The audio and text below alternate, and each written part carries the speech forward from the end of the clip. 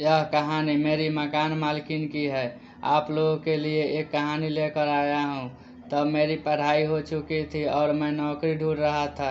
मैंने एक private company में सेल्स की जॉब कर ली। तभी मेरे मकान मालिक के लड़के की शादी तय हो गई, तो मुझे रूम छोड़ना पड़ा। मैं रूम ढूंढ रहा था तो मेरे एक दोस्त ने एक रूम बताया। कमरा देखने गया मैं वहाँ तो एक लड़का मिला, उससे मेरी बात हुई। उसने कहा रूम है और सेपरेट है। तब उसने रूम दिखाया और बात पक्की हो गई। तभी उसकी माँ भी आ गई और उनसे भी बात हुई। लड़के ने अपना नाम किशोर बताया। उसने मेरे और मेरे परिवार के बारे में पूछा, फिर अपने परिवार के बारे में बताया।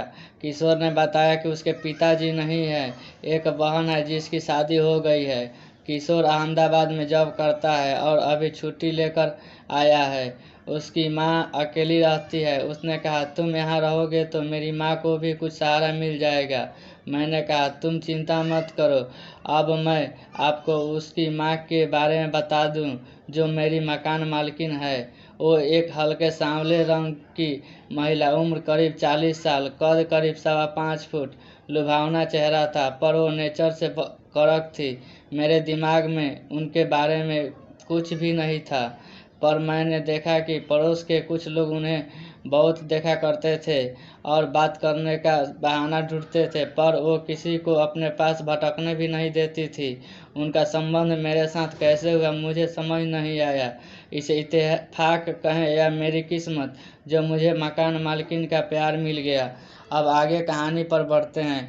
करीब 2 महीने ही निकले थे मुझे उनके घर में रहते हुए। मुझे उनसे डर लगता था, क्योंकि कभी कोई गलती होती तो वो मुझे डांट दिया करती, जैसे लेट आने या कोई दोस्त के ज़्यादा देर तक रूम में रहने पर। उनसे मेरी कम ही बात होती थी। गर्मी के दिन थे, रात में मुझे गर्मी लग रही थी तो मैंने अपने सारे कपड़े उतारे और खुला बदन ही सो गया। सब दरवाजे बंद थे पर खिड़की खुली थी। सुबह सुबह मैं अपनी गर्लफ्रेंड को याद कर रहा था। फिर मैं उठा, टॉयलेट किया और फ्रेश हुआ और काम पर चला गया।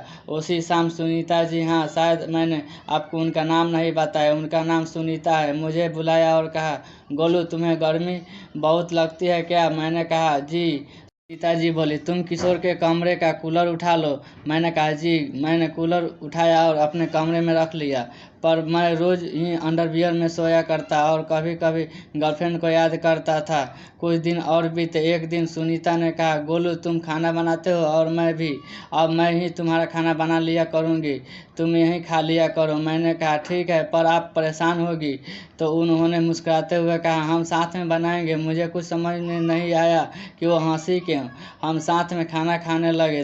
अब हम घुल मिल गए थे तो बातें होने लगी और समय निकलता गया। एक रात करीब 10 बजे मैं अपने कमरे में खुद की मसाज कर रहा था, तभी मुझे खिड़की खटकने की आवाज़ सुनाई दी।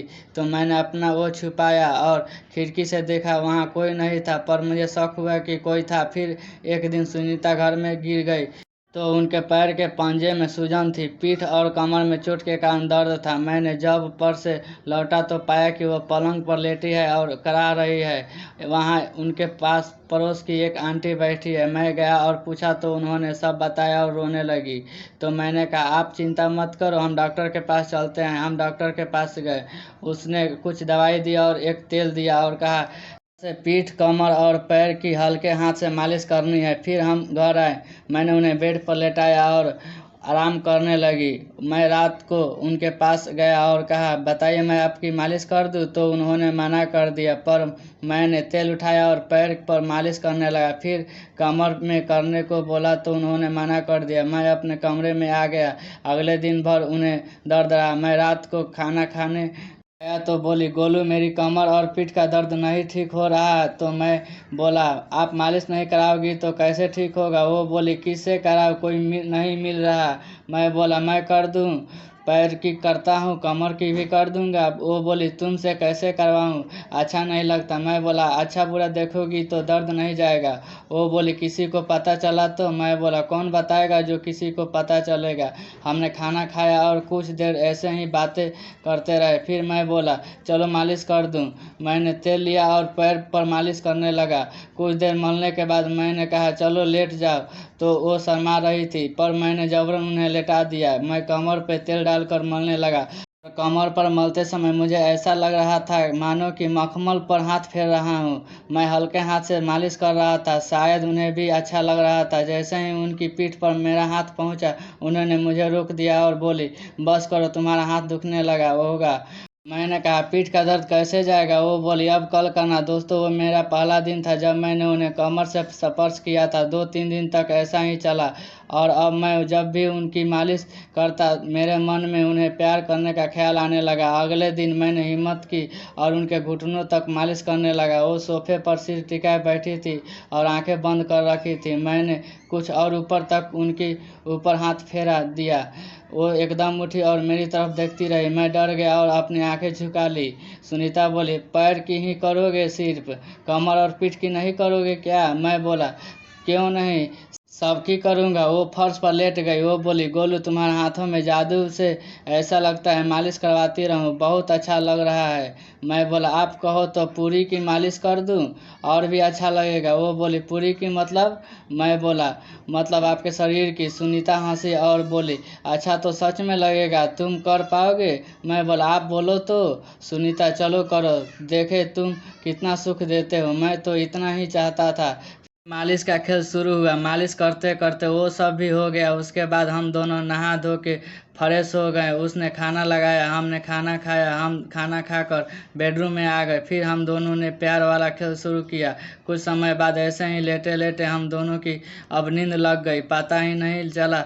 वह उठी और फ्रेश होने चली गई। तब मैं भी उठा। वो नहाने जा रही थी, मैं उनके साथ नहाने चला गया। यह थी मेरी मकान मालकिन के प्यार की कहानी। अब तो ये प्यार दिन में और रात दोनों में होने लगा था।